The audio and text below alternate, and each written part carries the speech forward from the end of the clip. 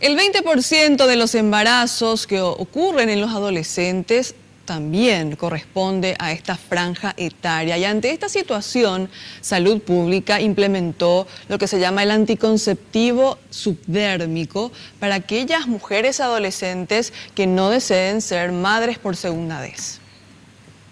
Y desde el Ministerio de Salud quieren llegar a adolescentes que ya iniciaron su vida sexual o ya tuvieron un hijo, buscando así evitar más embarazos a temprana edad.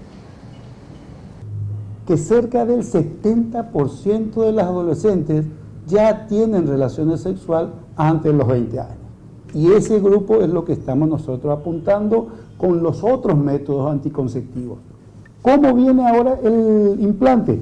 En aquellas que iniciaron vida sexual, que no tomaron previsiones y tienen un embarazo no programado, y para evitar el segundo embarazo adolescente.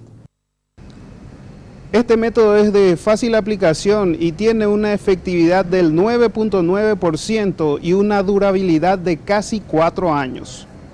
Es una varilla, como está viendo, flexible, que se deposita en la cara interna del brazo y que permite que se libere en forma diaria una mínima cantidad del etonorgestrel en forma sostenida y que tiene una duración hasta ahora confirmada de cerca de 3 años. Los nuevos estudios hablan que puede inclusive alcanzar 4 años de uso en aquellas sobre todo que no tienen mucha masa corporal.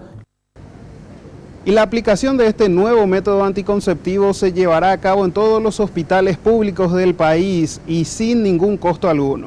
Rodrigo Cuevas, Red Guaraní.